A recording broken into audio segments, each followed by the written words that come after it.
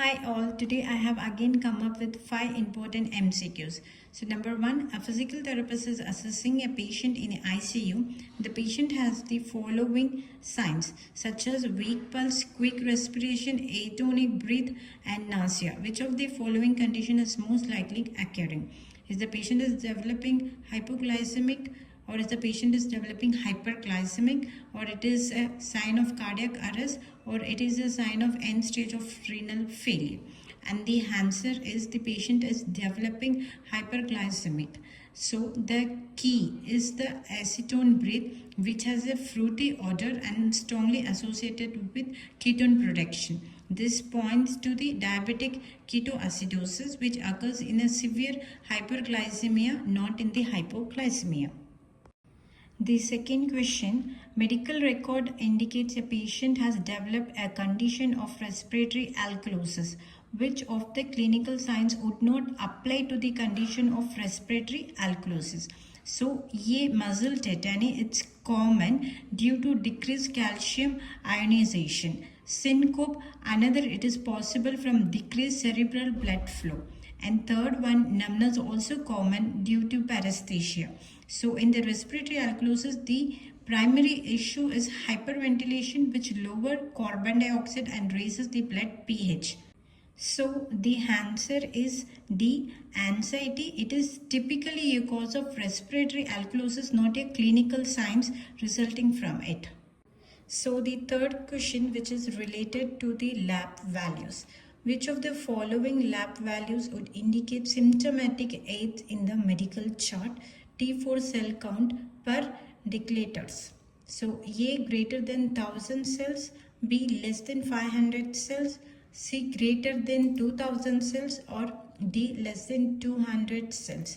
And the answer is the key lab value used to define the symptomatic aids.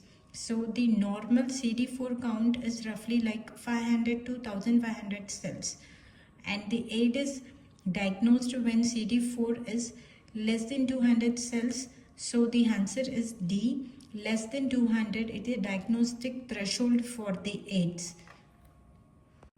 Fourth important question, a physical therapist is assessing a patient that has undergone a recent CABG.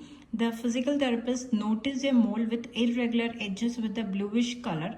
The physical therapist should A, recommend a dermatology consult, B, note the location of the mole and contact the physician via phone call, C, note the location of the mole and follow up with the attending physician via the medical record and a phone call, and D, remove the mole with the sharp debridement techniques.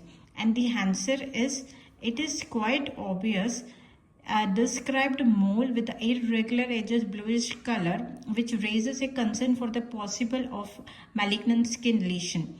So which required, of course, a medical evaluation. A physical therapist's role is to recognize red flag and communicate appropriately, not to diagnose or to treat the lesion directly. So here how you will evaluate.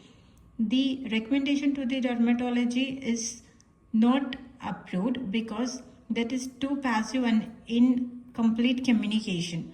B, you cannot note the location and call the physician, better lack proper documentation. The note the location and follow up by the medical is the right answer, because it will help to ensure both the documentation and direct communication. And the answer is C.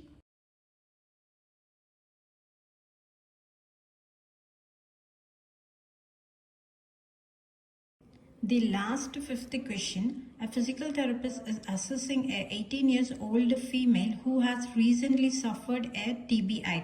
The physical therapist noticed a slower pulse and impaired respiration. The physical therapist should report this following immediately to the physician due to the possibility the patient is experiencing which of the following condition: increased intracranial pressure, increased function of the cranial nerve, 10th, a sympathetic response to the activity, or D, meningitis. And the answer is the patient is experiencing increased intracranial pressure.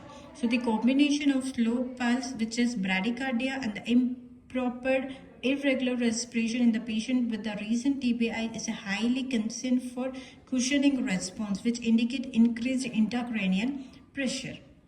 Thank you.